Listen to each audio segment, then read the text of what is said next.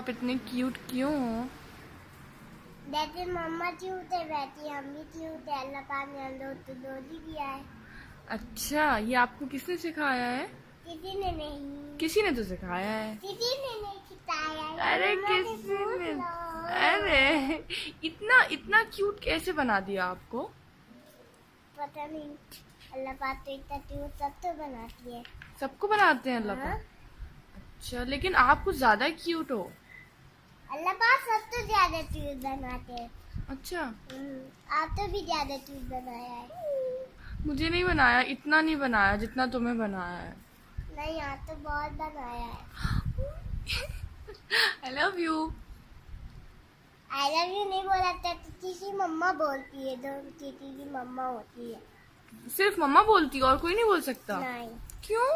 जितनी मम्मा होंगी वही बोलेंगी आई लव यू। अच्छा, जिसकी मम्मा होंगी सिर्फ वही बोल सकती है। हाँ। बेटा ये किसने बोला?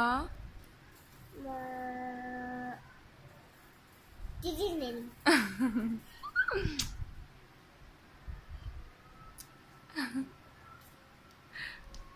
मैंने तो क्या बताएं हम।